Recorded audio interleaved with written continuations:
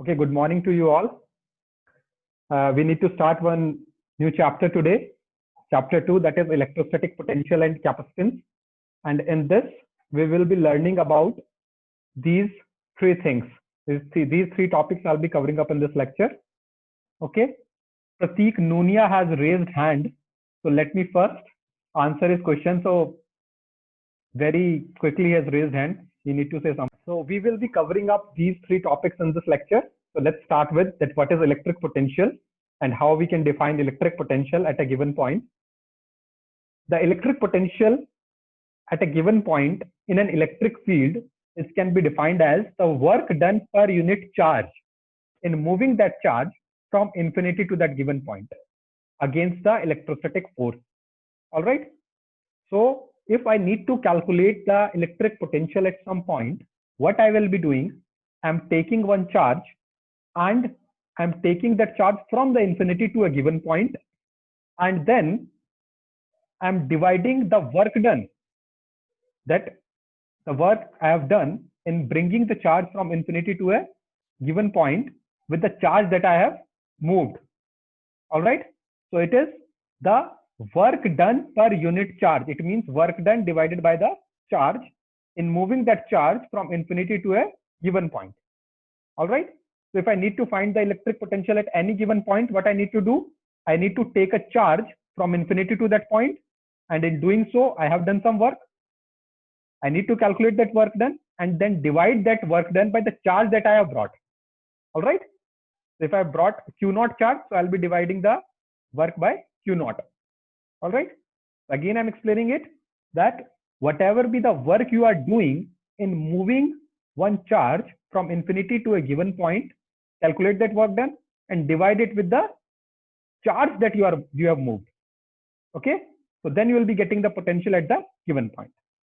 So SI unit of the electric potential is volt. All right. Named after a scientist, Alessandro Volta. So that's what we'll be using. The symbol is capital V for the volt. And mathematically, you can write capital V is equal to W upon Q. Work done per unit charge. All right. So whatever be the work we are doing in moving the charge from infinity to a given point, if I divide that work done by the charge that I'm moving, so I'll be getting the potential at that given point. All right. So based on this equation, I can easily be defining 1 volt. So 1 volt is equal to what? 1 joule upon 1 coulomb. All right. 1 volt is 1 joule upon 1 coulomb because the unit for work done is joule and for charge it is coulomb. So keeping all the things one over here, 1 volt becomes equal to 1 joule divided by 1 coulomb. And in this manner, you can define 1 volt. That is the potential difference between 2 points is 1 volt if 1 joule work is done in moving 1 coulomb charge from one point to another against the electrostatic force. So if you are doing 1 joule work to move a charge between 2 points, okay, and that charge value is 1 coulomb, then the potential difference between the 2 points can be defined as 1 volt. In other terms, you can also define this volt in terms of electric potential. So how will be defining it? You can be defining it if 1 joule work is done in moving 1 coulomb charge from infinity to a given point, then the electric potential at that point will be 1 volt. So either in terms of electric potential difference, you can define it, or in terms of electric potential, you can define it. All right. So we need to find out the electric potential by various charge configurations. In the previous chapter, we have found out the electric field by using various charge configurations. We have found the electric field for a single point charge. We have found out for a dipole at the axial point and the equatorial point. We have also found out the electric field by a system of charges. Then we have used the Gauss's law to find the electric field by 3 different continuous charge distributions. All right. So in the same manner, we will be trying to find out the electric potential by various charge configurations. So first topic in this is we need to find the electric potential because of a point charge. So if some point charge is placed somewhere, what will be the electric potential because of that point charge at a given distance? Earlier we will be finding the electric field at a given distance, and that comes out to be E equal to kq upon r square, where r is the distance of the point from the electric field. That's what we have done.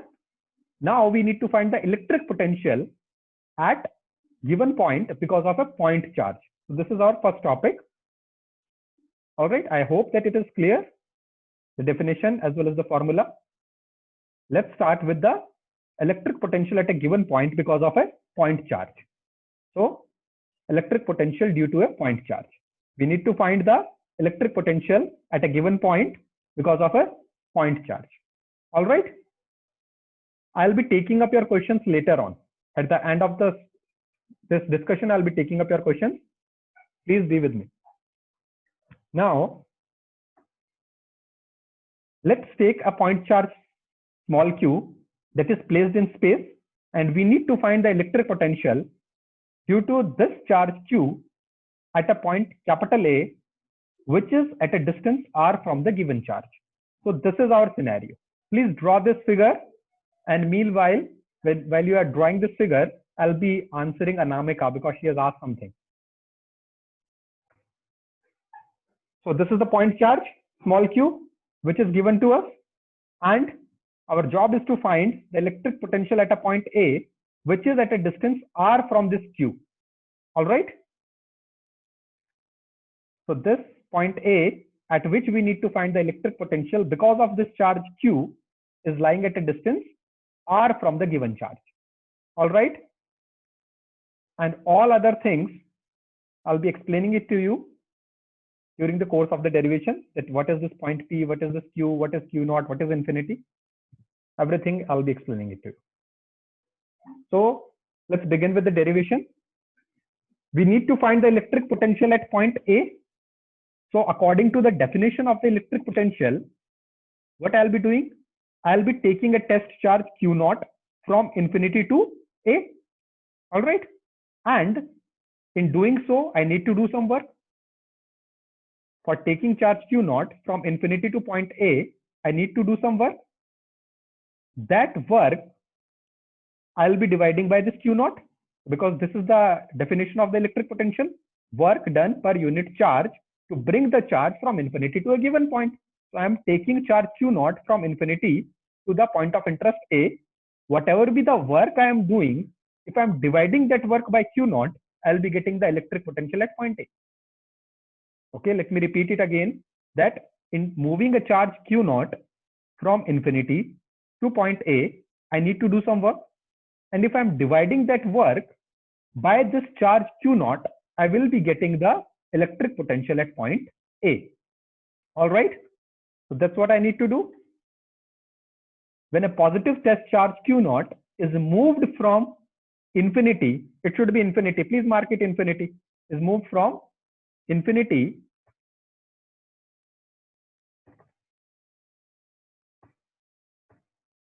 to point A, is moved from infinity to point A against the electrostatic force, work is done. All right.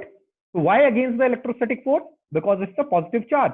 And when I'm moving this positive charge in this direction towards point A, the force will be, the force on this Q naught from this given Q will be in this direction. It is in opposite direction because both are positive.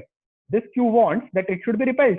So when I'm taking it from infinity to this point A, the force on this Q naught, because of the presence of this Q, will be repelling in nature. That's why the work is done against the electric force. All right. That's why it has been written that when I'm moving the charge Q naught from point infinity to A, I'm doing the work against the electric force. All right. So this is the direction of my force. Let me draw the direction of the force as well. This is the direction of force. All right. On Q naught. This is the direction of force. And this is the direction of the motion. So here I'm moving it. All right. So I'm moving the charge in this direction.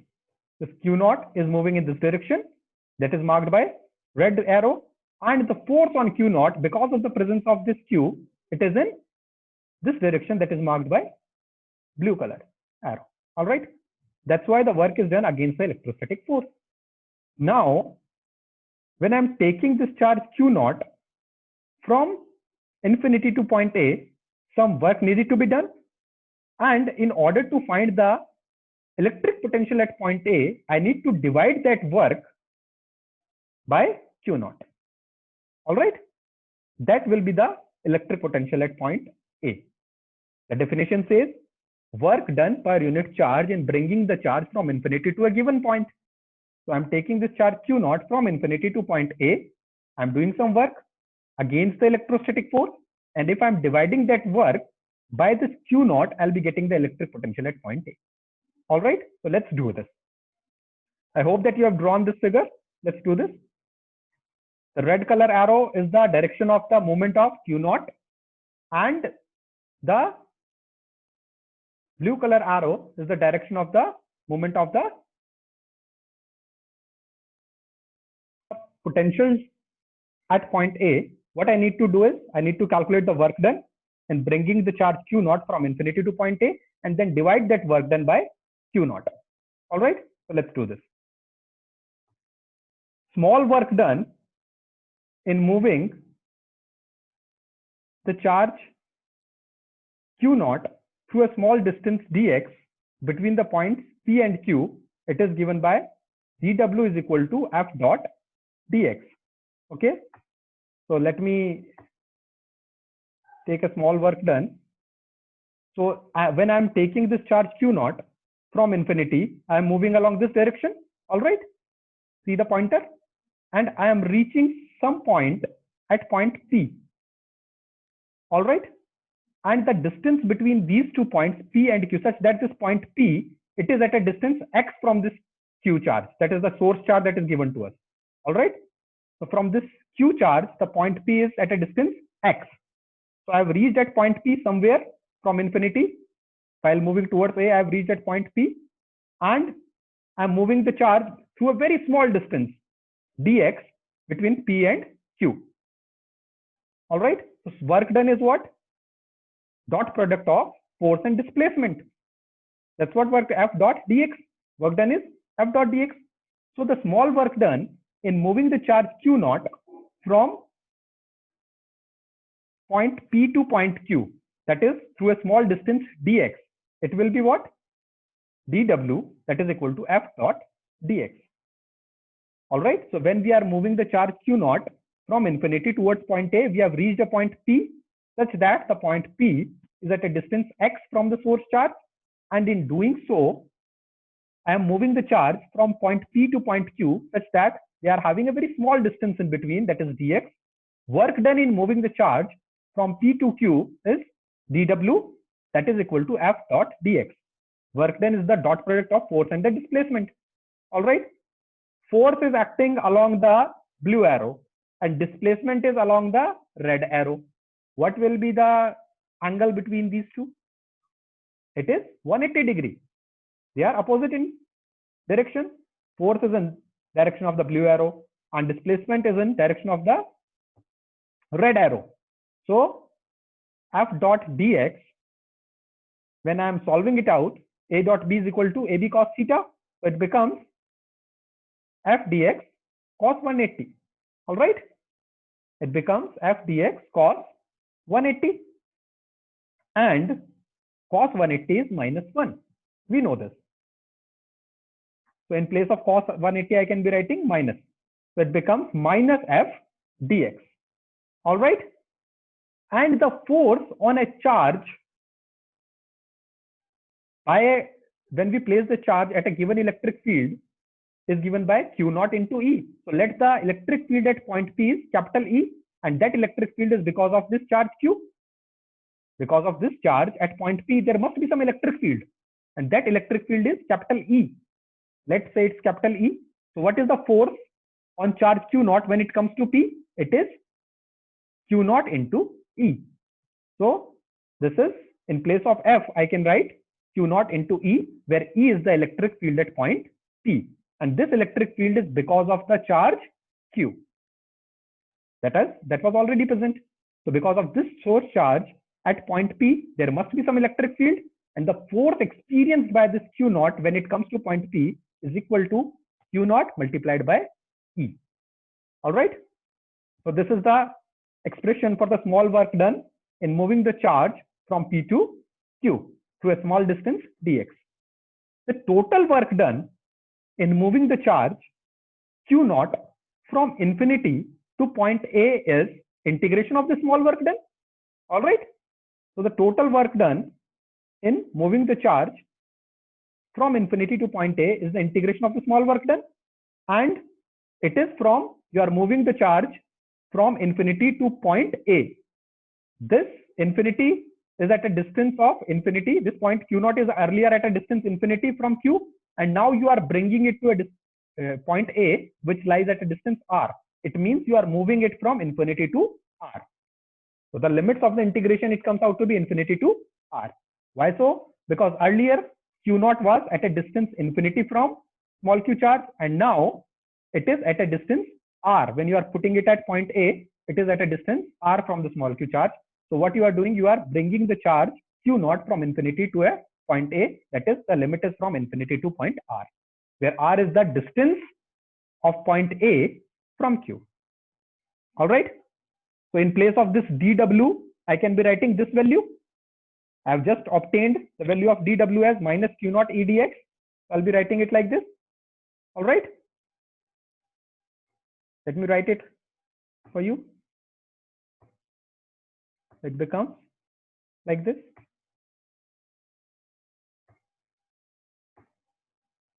All right then. Moving ahead.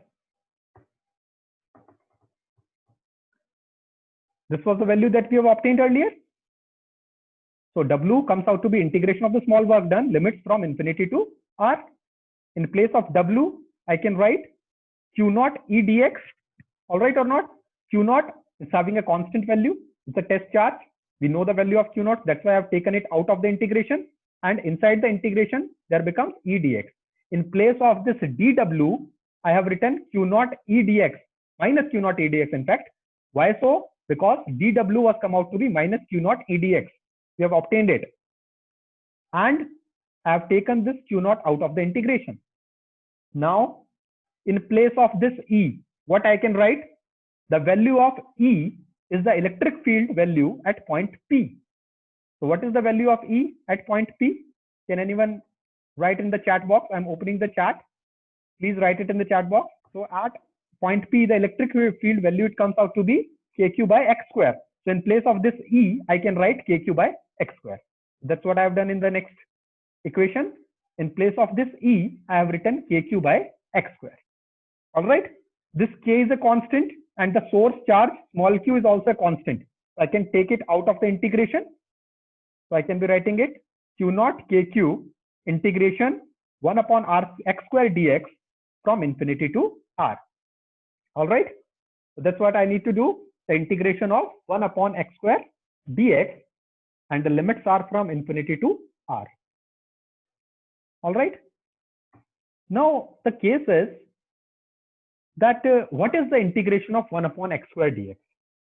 I've told you several times, if such type of integration comes, write it as x to the power minus 2 and then solve. So it comes out to be minus x to the power minus 1. The integration of 1 upon x square dx is equal to minus x to the power minus 1. All right. So after solving the integration, the equation becomes like this. It becomes like this. So x to the power minus 1 can be written as 1 by x, and this minus is also there. So minus q naught kq was already there. I have written it as it is.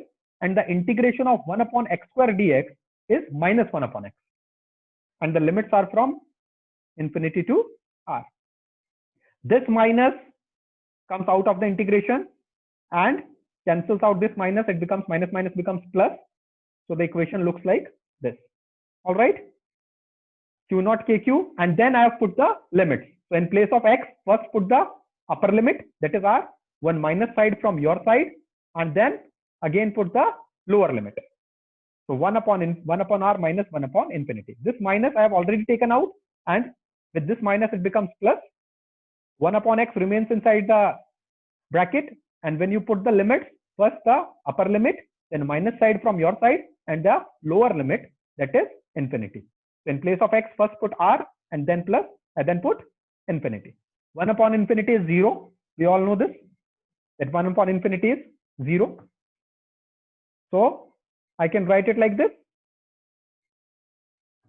In place of this infinity, I have put 0. So W becomes K small q capital Q naught, W becomes Q naught K small q upon small r. All right, that's what W becomes.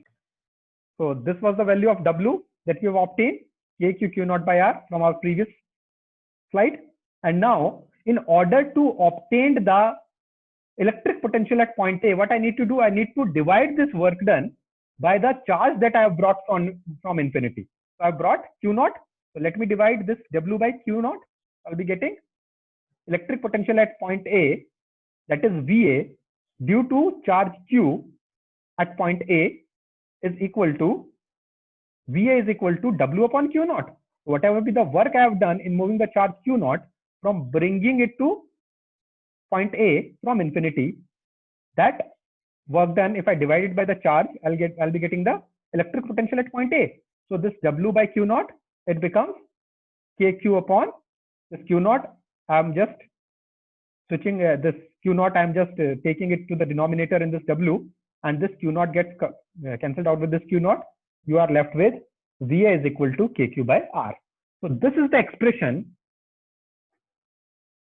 of electric potential because of point charge Q at a distance R from it. All right. So this is the expression of the electric potential at point A, which is at a distance R from charge Q. We have found the electric field expression also, and that was KQ upon R square. Because of charge Q at a distance R, we found the expression for the electric field, and it comes out to be KQ upon R square. But the electric potential is KQ by R. So it is inversely proportional to R. The electric field is inversely proportional to the square of R. All right. So this is what you have to keep in mind. If someone says you that what is the electric potential at any point, you need to find it by this formula. The value of Q will be given to you. K, you know, it is 9 into 10 to the power 9 for vacuum, and R, it will also be given to you. All right. So this is the expression for the electric potential at point A, which is at a distance R from a given source charge. If you want to ask something, please ask. Then I'll be switching towards the next derivation. Please ask me your doubts.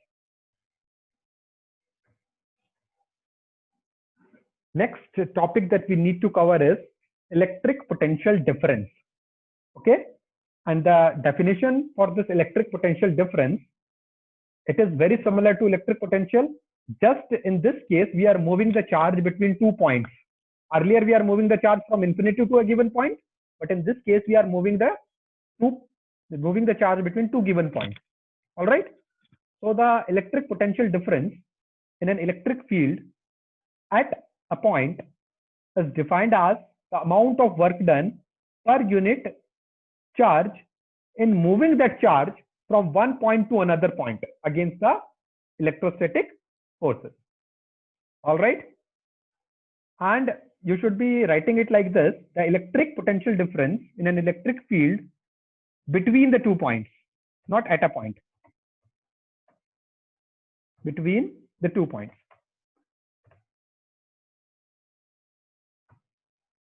This should be the expression, I think. So the electric potential difference in an electric field between the 2 points is defined as the amount of work done per unit charge in moving that charge from one point to another point against the electrostatic force. So earlier we are taking the charge from infinity to a given point. Now we are taking the charge from one point to another point. So what I'll be doing, I'll be calculating the work done in moving the charge from one point to another point, and then dividing the work done by that charge. So that will be the potential difference between the 2 points. All right. Earlier, I was taking the charge from infinity. Now I need to take the charge from a given point to another point. So let's do the derivation for this. The SI unit of potential difference is also volt, the same one that is out of the electric potential. So mathematically, what I can write, the electric potential difference between points A and B. the electric potential difference between point A and B, that is VAB, is equal to work done in moving the charge from point B to point A divided by that charge. All right. So if I need to find the electric potential difference between 2 points A and B, what I'll be doing, I'm taking the charge Q from point B to point A and then dividing it with that charge. So whatever be the value I'm getting, that will be the potential difference between the 2 points A and B. All right. So let's try to solve it. The derivation for the electric potential difference between the 2 points. Okay. So please draw this diagram along with me. It is very similar to the previous one. Just in this case, we are moving the charge Q naught from B to point A. All right. And the distance of this Q naught from my source charge Q is QB, marked with red color line. And the distance of point A from the source charge Q is RA, R with subscript A. All right. And X is the distance of some intermediate point between A and B, that is point P. So X is the distance of point P from source charge Q that lies somewhere in between A and B. All right. And dx is the small distance between P and Q, very small distance. Please draw this. I'm giving you 1 minute to draw, and then I'm going ahead with the derivation. In order to calculate the potential difference between points A and B, we need to find the work done in moving the test charge Q naught from point B to point A, and then we need to divide that work by Q naught. So that is the definition of the electric potential difference. That is work done per unit charge in moving the charge between the 2 points. So take this charge Q naught from point B to point A, find the work done, and then divide that work done by Q naught. That's what we need to do. All right. So this was the figure that you have drawn. So I'm taking the charge Q naught from point B towards point A, and in between I have reached a point P. Very small work done in moving the charge through a very small distance dx from point P to point Q can be written as dw is equal to f dot dx. So this is the small work done in moving the charge Q naught through a very small distance dx between the points P and Q. All right. So I'm moving the charge, Q naught charge through a very small distance dx between these 2 points P and Q, and the work done is the dot product of the force and the displacement. Force on charge Q naught will be repelling because this is also positive, so it will be in this direction, and you are taking the charge towards the A. Both the force as well as the displacement, they are in opposite direction. That's why the angle between them is 180 degree. When you open this dot product, it comes out f dx cos 180. Cos 180 is -1. You can easily be writing it as f dx with a minus sign. So it is minus f dx. In place of this f, so f is the force when the charge Q naught has reached point P. So it is the electric field at point P multiplied by the charge. We know that the force at a given point is equal to the electric field at that point multiplied by the charge. So in place of this f, I can be writing Q naught into E, where E is the electric field at point P. All right. So this is the small work done in moving the charge through a very small distance dx. That is minus Q naught E dx. Now the total work done in moving the charge Q naught from point B to point A is integration of the small work done. All right. And what will be the limits of the integration?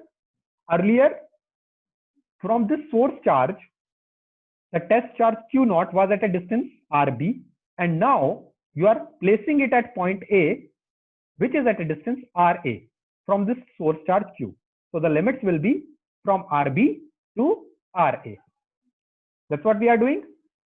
So earlier, Q naught was at RB distance from Q, and now you are placing this Q naught at a distance RA from Q. So the limits of the integration will be from RB to RA. So the total work done is the integration of the small work done. That is the work done to move the charge between the points B and A. That is equal to integration of the small work done dW from RB to RA. All right. That's how we proceed. That we take the small work done and then integrate it in order to find the total work done. So the work done in moving the charge from point B to point A is equal to the integration of the small work done, and the limits will be from RB to RA. All right. So that's what we have obtained in the previous slide. That work done in moving the charge from point B to point A is equal to integration of the small work done, the limits from RB to RA. Now in place of the small work done, I can be writing minus Q naught E dx. So dW was come out to be minus Q naught E dx, and Q naught was constant, so I've taken it out of the integration, and E remains same inside the integration because it depends on the distance. And at point P, E is different, at Q is different, at A it is different, and in between it is different. That's why it is variable depending on the distance. That's why I've kept it inside the integration. Now the value of E at point P, the value of electric field E at point P, it will be KQ upon X square, because this point P is at a distance X from the source charge. So it comes out to be like this. Electric field at point P is KQ upon X square, as point P is distance X from the source charge Q. So in place of E, I can be writing KQ by X square. That's what I have written. In place of E, I have written KQ by X square. All other things I have written as it is. In place of minus, minus Q naught, integration RB to RA. In place of E, the electric field value at point P, that is KQ upon X square. And in place of dx, it is dx. KQ is constant. I can be taking it out of the integration. So I just need to integrate 1 upon X square from RB to RA. And the integration of 1 upon X square is minus 1 upon X. That I've told you. If you are integrating X square, write it as X to the power minus 2, and then use the formula for integration. You'll be easily getting minus X to the power minus 1. And it comes out to be minus 1 upon X. So in place of 1 upon X square integration, I have written minus 1 upon X. And the limits are from RB to RA. All right. This minus and this minus becomes plus. They both get cancelled out because of this minus becomes plus. And the work done in moving the charge between points B and A, it becomes like this. Q naught KQ, because this minus has already cancelled out this minus. So outside the brackets, we are having only plus terms, Q naught KQ. And when in place of this X, I have replaced the limits. First write the upper limit, that is RA, one minus sign from your side, minus, and then in place of X, write the lower limit, that is RB. So 1 upon X with the limits, I have put the limit, upper limit, minus sign from your side, and then the lower limit. Okay. So this is the expression for the work done in moving the charge Q naught from point B to A. This is what it comes out. All right. So I have just multiplied it. The last expression, this is what we have got. So I've just multiplied it. All right. Inside. So the work done in moving the charge from point B to point A, it comes out to be KQ Q naught upon RA minus KQ Q naught upon RB. All right.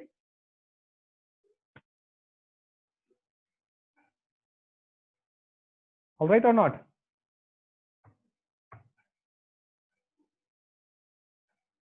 So this is the expression that we have obtained. Now, the potential difference point between points B and A is the potential difference between point B and A is what? Work done divided by the charge that you have moved. All right. So we need to move the divide this work done with Q naught. So let's divide it.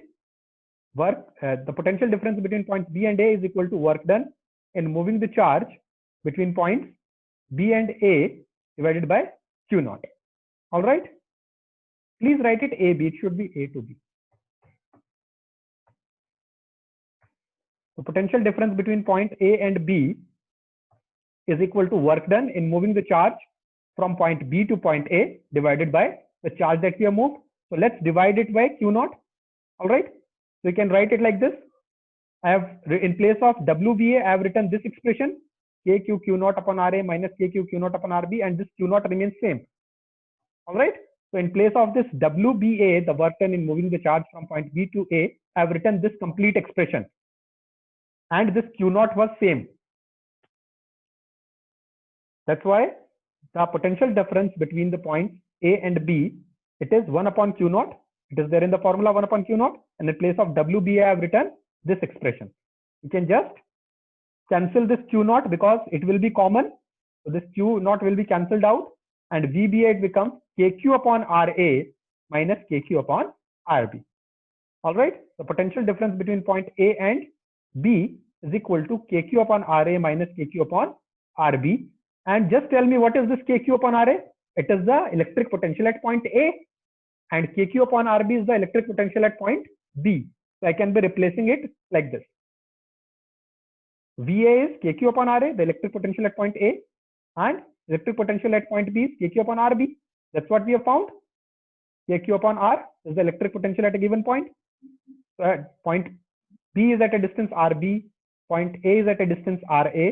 So the KQ upon RA can be written as VA, and KQ upon RB can be written as VB. So this is the expression for the electric potential difference between the 2 points. And it is simply the difference between the potentials at the given points. All right. So if you need to find the electric potential difference, you can also be finding it like this. Find the electric potential at those points and then take the difference of it. That's why the name suggests electric potential difference, that the difference of the electric potentials. All right. So this is all for today's class. These 2 derivations I want from you. All right. And also there are some notes that you people have to keep in mind. The derivation is over here. I'll be talking about some points that you have to keep in mind in the next slide. So please ask me if you are having some doubt. So this is the expression for the electric potential difference between points A and B. That is simply the difference of the electric potential at those points. Now I'll be talking about some important points that you people have to keep in mind. The potential is a scalar quantity, and hence it do not obey the simple superposition principles of vectors. The electric potential at a given point due to a number of charges is simply the algebraic sum of the electric potential at the point due to the individual charges. Since it is not a vector quantity, we just have, if we need to find the electric potential because of the number of charges, what I'll be doing, I'll be finding the electric potential individually and then adding them up. All right.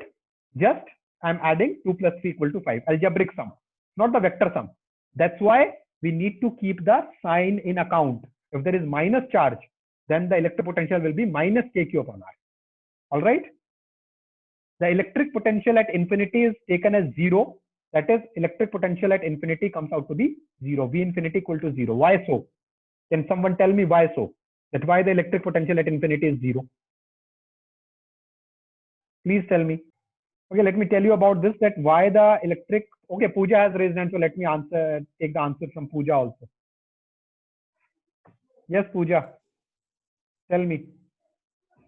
So I think that the electric potential is taken from infinity as the only time the fraction 1 by x is 0, and it is when x equals infinity, and as the fraction tends towards 0. Yes, very good, very good. The denominator also tends towards infinity. Very good, beta, very good. So this is the answer. Let me explain it to you if you have not able to get it. That the value of electric potential we have found out as KQ upon R. When R is equal to infinity, then V is equal to 0. Because 1 upon infinity is 0. That's what I have told you. That electric potential at any point is equal to KQ upon R, where R is the distance at which we need to take the electric potential. When R becomes equal to infinity, we are now moving towards the infinity, then V becomes 0. That's why the electric potential at infinity is 0. Also, the third point is very important. I'll be talking about it when we'll be dealing with the electric potential energy, that the work done in bringing a charge Q naught from infinity to a given point is equal to the charge multiplied by the potential at that point. Very good thing. See, we know this. This is what we have done. Let me write it for you people. That V at VA, that is electric potential at point small a, is equal to KQ upon R, and that is also equal to the work done in moving the charge from infinity to point A divided by Q naught. All right. if I multiply this Q naught with VA, I should be replacing it. If I multiply this Q naught with VA, so if I multiply the charge with the electric potential at a given point, I'll be getting the work done. All right. So earlier we are finding the force with the help of the electric potential. All right. We are doing it or not? Earlier we were using the electric field multiplied by Q. If I multiplied the charge with the electric field at a given point, I'll be getting the force. Similarly, if I multiplied the charge with the electric potential at a given point, I'll be getting the work done. Because V equal to W upon Q. If I multiplied V with Q, I'll be getting W. All right. So in the previous chapter, we were finding the force at a given point at which the electric field is known. So electric field is given to us. I need to find the force on a given charge. I'll be just multiplying the charge with the electric field. Similarly, if I need to find the work done, then what I'll be doing? I'll be multiplying the charge Q naught with the electric potential at that point. That will be equal to the work done in moving the charge from infinity to a given point. All right. So these 3 points you need to keep in mind. That's all for my side in today's class. We have to solve a lot of numericals based on the formula that we have done. Okay, so let me answer Shreyanshu first. Shreyanshu has raised hand. I'll be just answering Shreyanshu. All these things, that the PDF that I'll be sharing you have to do it in your notebook. All right, please do it in your notebook, the PDF that I'll be sharing up with you. Thank you very much for joining. Let me answer Shreyanshu first. Okay. Thanks a lot and be safe at your home. Thanks.